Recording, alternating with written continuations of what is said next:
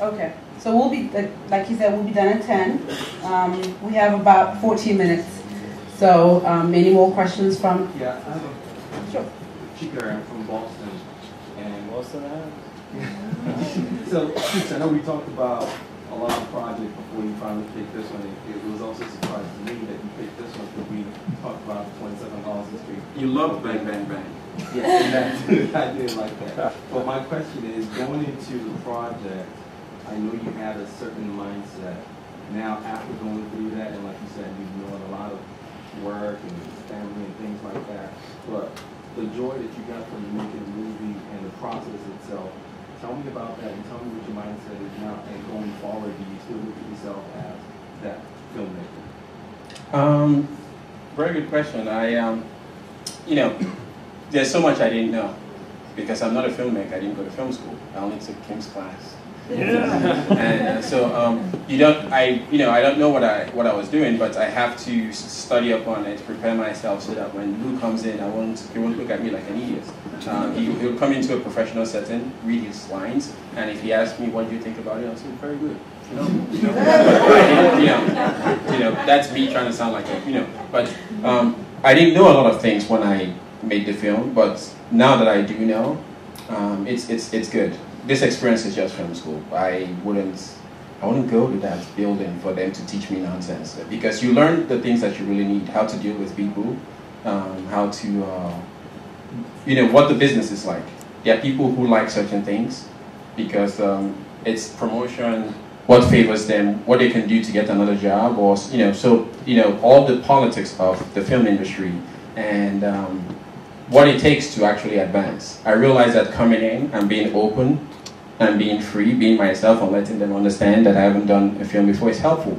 But at the same time, the strength of the film was the fact that they read a great script. So I know it's all about the story. If you have a kick behind story, you can go places. You can send it out to people and they read it and they call you and treat you like you're a real human being, which is why I'm going to take all the time in the world to write a kick behind movie next. So yeah, certain things I won't do differently. The reason why I chose this one over Bang Bang, Bang Bang is $40,000 to produce because they broke it down. This one was $10,000 in total, and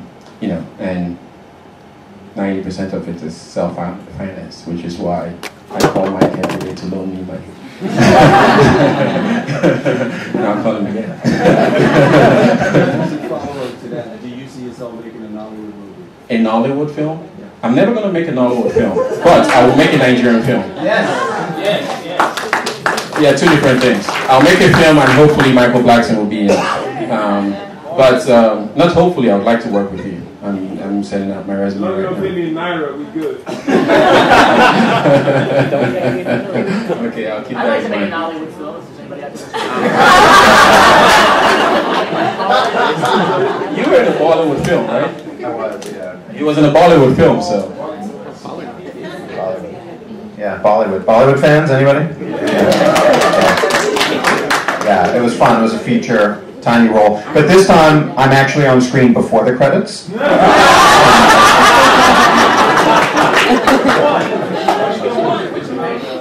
It's called Love Lies in Sita, and will be released in the US and India at some point in the next year. Love Lies in Sita. I think we have a question. Yes, Chuck, I wanted to ask you, I know you said just when you do your writing process, you're not consciously thinking about past experiences, but I don't know if you realize that you've kind of broken some new ground here. Very rarely do we see an African director directing Europeans in America, and it's true. It's just something that doesn't happen very often. We always see the opposite. And you also have approached a very difficult, interesting, and sometimes harsh subject of stereotypes in a very comedic form.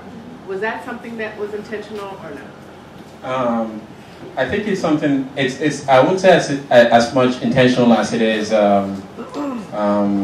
self-reflective. I used to work for a guy. I hope he was here today, but he couldn't make it. And he's Irish, tall, ponytail, and stereotypically he looks like the biggest racist on earth. But what we'll do every day at work, would lock the door and just exchange racial jokes. I kid you not. He makes fun of black people like there's no tomorrow. And I'll go at it, and we just keep exchanging racial jokes. And, you know, we both still love each other. So it's kind of self-reflective, because when other people see, like, I'll go somewhere now and someone would see me and maybe cross the street, I'll start laughing. I can even, it's self-reflective, because I find all of that funny. Because, I'm Nigerian. I grew up in Kaduna. I've seen worse. You know how many Christians that get killed all the day.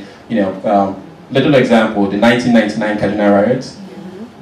They almost killed my mother, the Muslims, and my dad came home and he was going nuts and trying to bitch about where my mother went instead of her being another place. It's funny that every time every member of my family remembers the incident, we don't remember the sadness. We remember the fact of how my dad was trying to bitch, and we mimic him. So everybody can recite it. If someone is in a bad mood, you can call them up and say, "How can me work it?" Something like that. We can recite the lines, and people know what I'm talking about, because we get it spot on, and people start laughing. So it's self-reflective. That's how that's kind of how I see life. Good question. You say we can make a Nollywood film. Can you expand on that? I can expand on that. Maybe just one word: Slumdog Millionaire. It's not a Bollywood film, not in any way. It broke, because the thing about Nollywood films is they don't have independent genres, mutually exclusive. They're all one thing. They have love, comedy, drama. Oh, you killed my mother. You know that kind of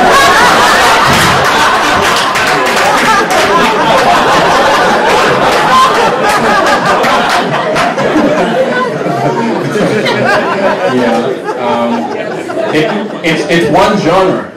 If you think Nigerian film, it's one genre. You're not going to see a clear-cut heist movie, meaning a guy comes together, he has a plan, he hires a crew, and they go and get money from somewhere and they steal it. And the story follows them with the rises and falls, the conventions of a heist movie. It doesn't happen. You won't see a clear-cut romantic comedy that obeys the genre rules. You won't see a clear-cut dark comedy. They are all mixed together as Nigerian film. And you always have to have the juju guy or the guy, So, but not to knock the industry, they have made a lot of movies and created infrastructure to be the third largest to crank out films. So there's money and there's skill. And the audience is saturated with the same thing, and they're hungry for difference. So I want to do a Slumdog Millionaire where it has to have a distinct genre, or you're challenging a distinct genre, or you're making a statement cinematically. You're not just bringing actors together to shoot a film. You have a cinematic statement, and a goal, and a philosophy. Do you have a question? Yes, I'm just wondering, for you guys that have been on bigger stages, what is it that brings you back to do small budget project? Well, he told me this was a Rolex the first time. I said, I'm in. No, basically, like I said, what I do personally, speaking to myself personally, is if I get a good feeling from the person I'm talking to about the project to begin with, before I even look at the script or something like that, I go from there. It's really, really hard to find. You guys can hear me anyway, right? Yeah. But it's really, really hard to find great people that you want to work with and go through the process of making a movie, whether it be an independent movie or a regular budget movie. It's just so hard to find good people to work with. And it's hard to find work also, just simply, you can't put any simpler than that, just hard to find work. So when you do come across a guy like Chooks that has a vision, wants to make a movie, have some fun, and put people together like this, it's easy to do, So like I take it more from a personal process of I make sure I want to work with those people before I actually begin the process of working. It's like, yeah, this is a guy I want to work with. This is a guy I want to share with. Because there's a lot of sharing of things on sets. It's not the size of the project. Look who's talking. Anyway. That was so easy, though. Here, take them.